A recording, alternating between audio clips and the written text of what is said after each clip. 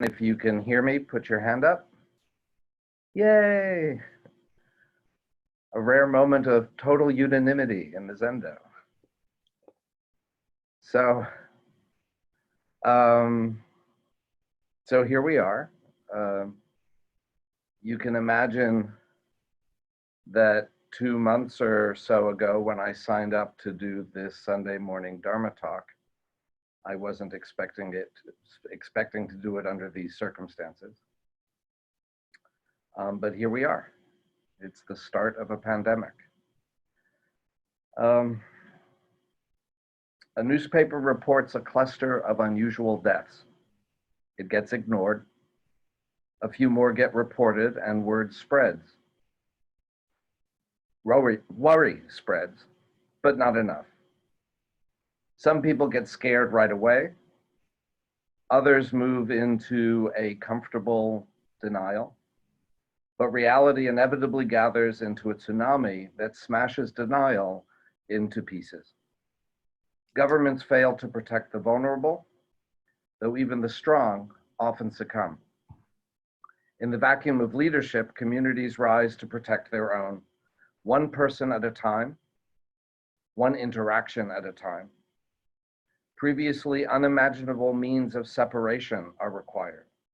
And in abiding by these harsh barriers, bit by bit by bit, the epidemic is controlled and slowed some until medications become available and life will become normal again. Normal. Though never the same as it would have been had none of this happened. That was AIDS. This is now.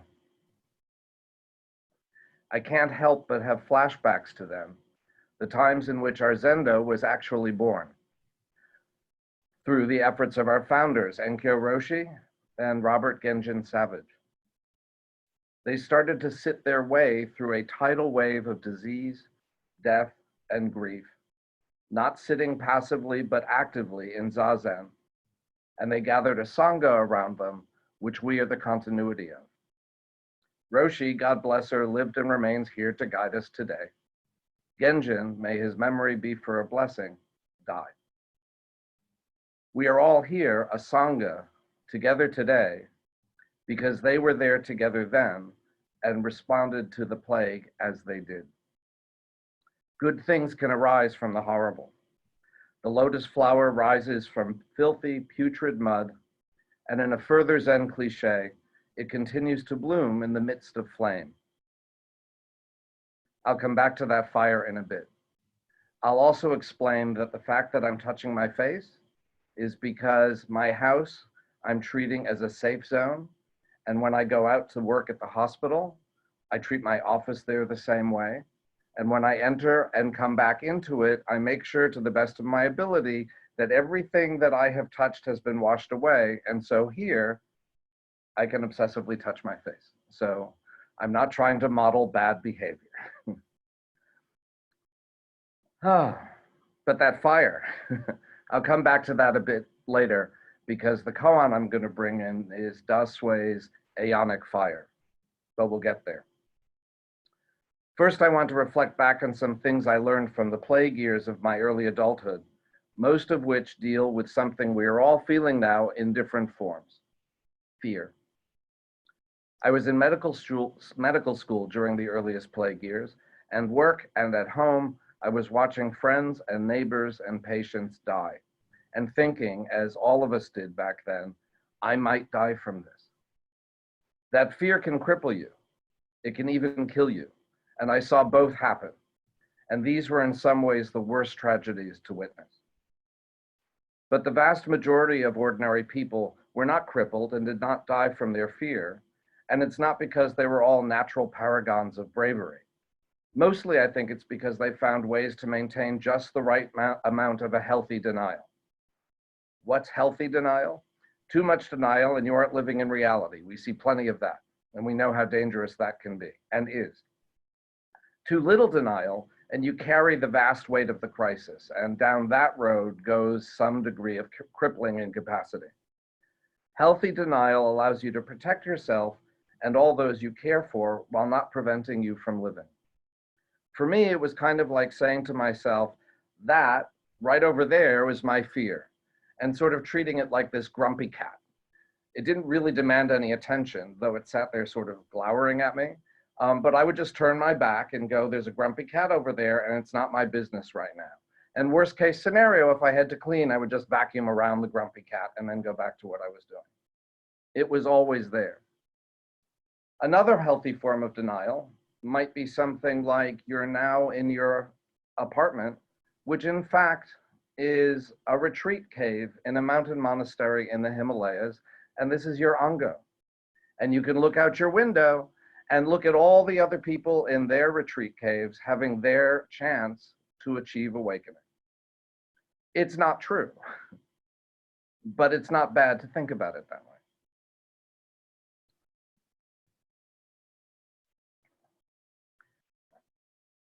There's a corollary to these thoughts.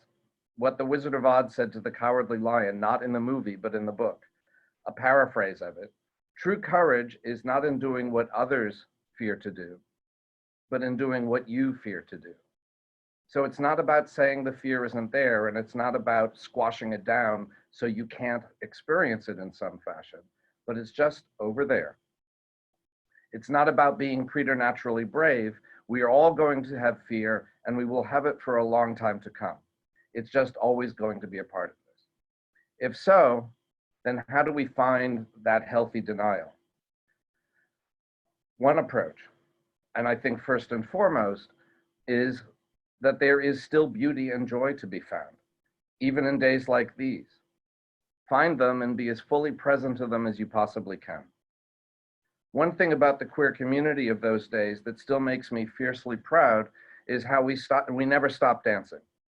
One youngster years later asked me what it was like for gay men to give up the joyous hedonism of the early years of gay liberation, like I actually knew what that was, but okay, for the somber activism of the AIDS years. In answering him, I realized it was the first time I was speaking as though this were history, not present tense. And I said it wasn't either or. It wasn't first one, then the other. We danced our asses off even while the crisis raged. We made love and we fucked within the safe parameters allowed us, which none of us liked. We sang our show tunes, we read our poetry, we gardened, we cooked and ate with friends. We appreciated the shoulders of friends we cried on. We laughed hard at jokes, often even harder at funerals, recalling hysterically funny anecdotes of our dead pals. People who weren't in the fire at that time would look at us like, what the hell are you doing? And couldn't really understand how cathartic that was and how important it was to be present in joy, not just in grief. So we lived. If you stop living, if you stop finding joys, however small, then that itself is a kind of death. Find the joys and relish them here and now in the shadow of fear. That shadow makes everything in the light that much more vivid. One day on the other side of this, you'll be able to look back on how you could still find life and love and laughter in the midst of all this, and you'll be pleased. This thought brings me to the next lesson.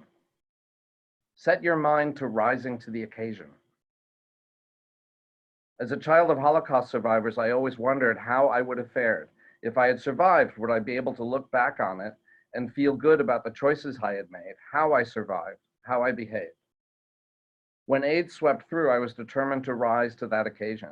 And there were so many moments in which I was confronted with a choice: to hide and protect myself, or stand up and do what was needed right in front of me, even if it filled me with fear or even terror. There will be moments like this for all of us in the coming days and weeks and months. There already have been. Some were small, learning how to touch someone with AIDS to perform a physical exam at a time when we didn't know what it was, and we didn't use gloves. Some were huge, allowing oneself to fall in love even knowing that the new loved one would die soon, to accept that greater pain, to share the greater love. Now, for some, the challenge will be staying steady with a marathon of loneliness that is the only way to keep ourselves and everybody else safe.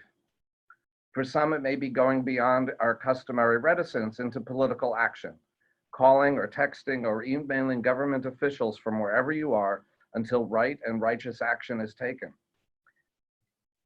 In the old words, act up, fight back.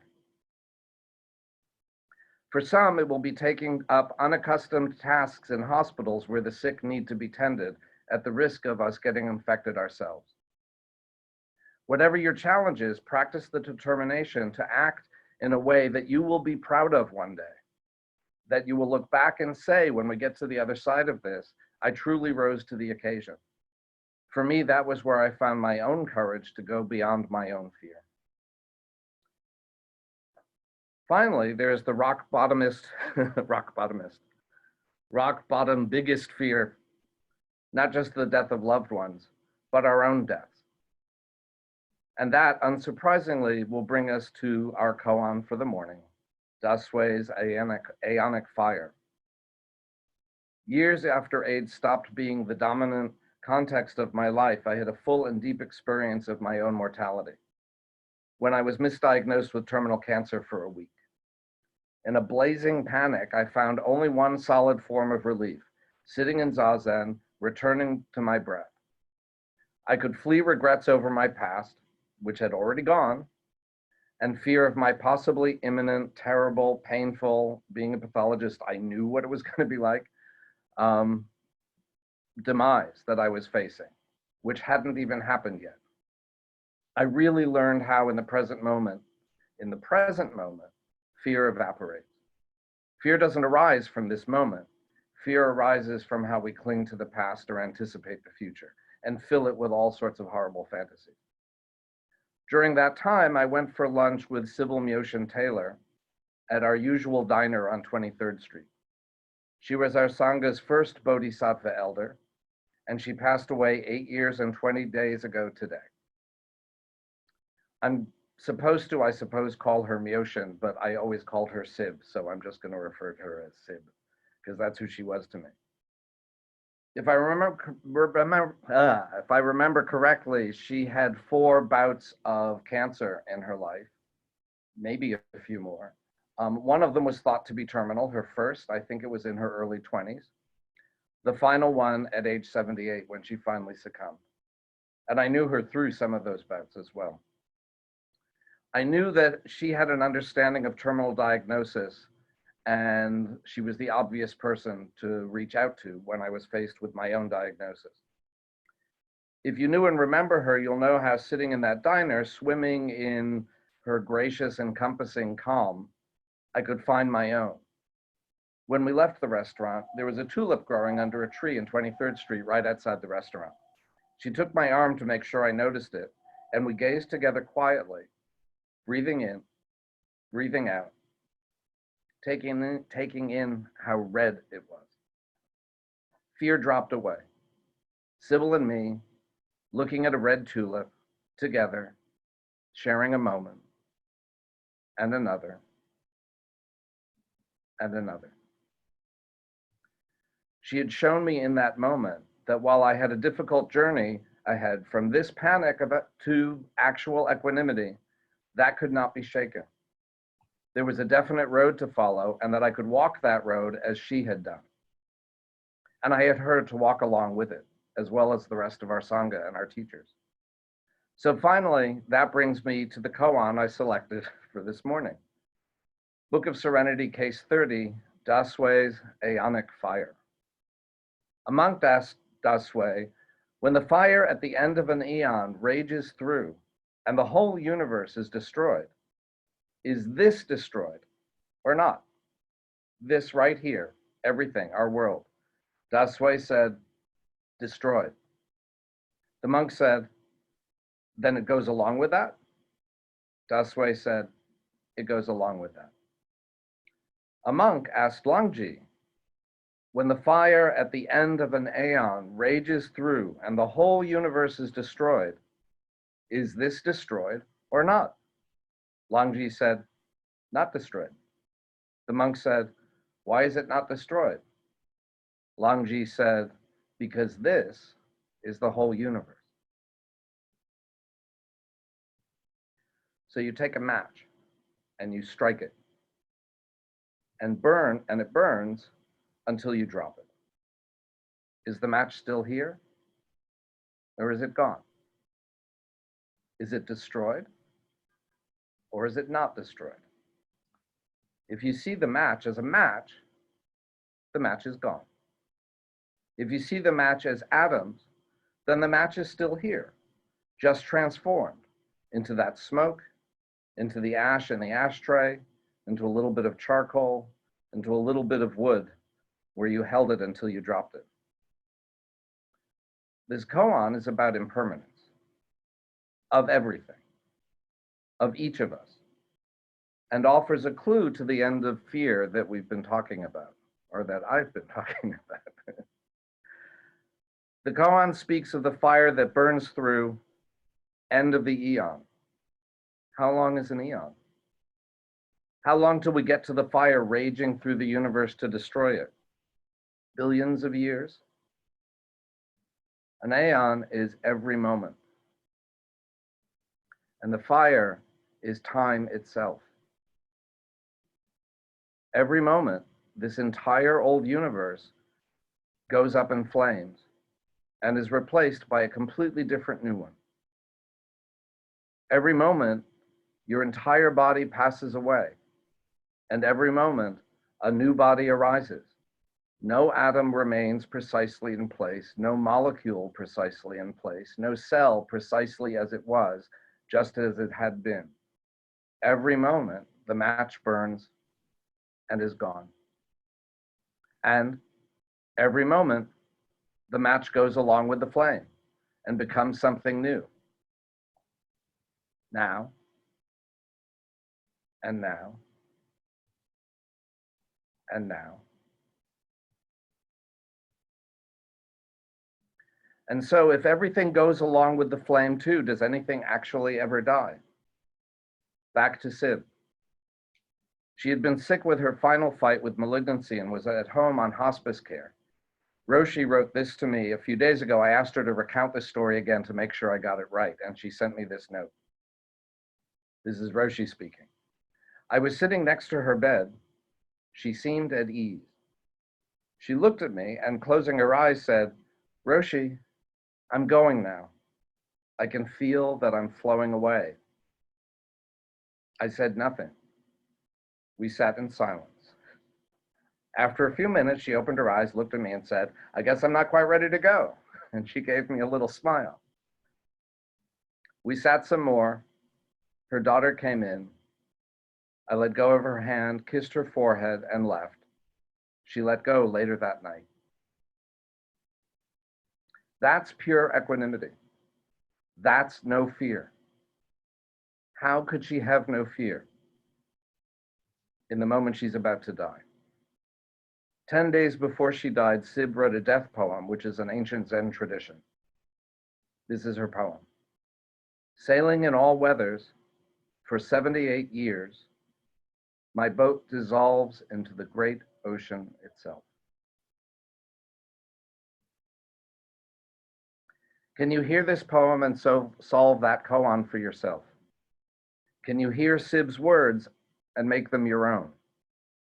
Can you understand how Sib could be present at the very moment of her death with such ease and peace and freedom from fear? There's a fire raging out there, destroying the world we thought was ours, we thought was real, we thought was as definite as our own bodies, our own skin. But we're Zen students. This crisis is our opportunity. Thanks to this practice, we have all the tools we need to manage our fear, to find courage to go beyond our fears, to rise to the occasions as they come, and most deeply to break through our habits and attachments to what lies beyond fear. Sybil showed us how all these are truly possible and that our Zen practices and our three treasures, Buddha, Dharma, and Sangha, can take us there. To live with your fear, be present to each moment as it arises, sticking tight as you can to each now, moment by moment. To transcend fear, become present to Sib's great ocean itself. For we are all nothing but that. As Longji said, because this is the whole universe. we can do this.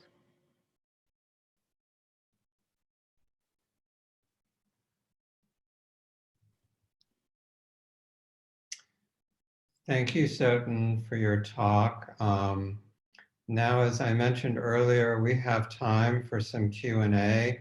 This is going to be a little challenging just because we have many people online. The simple way to do this, we'll see, is if people raise their hand. The way my screen is, because I'm the one to try to moderate this, I only see a third of the people on this call at any one time. So I'll scroll through the screens and try to get everyone in the different views that I have, but somebody can just hold up their hand and I'll try to unmute you. Bokashu? Yes, sir. Are you on speaker view or on the other view? I'm on the other view. Oh, okay. Yeah, so on the other view, you still can't see all the people. I see. Okay, thanks. But thank you for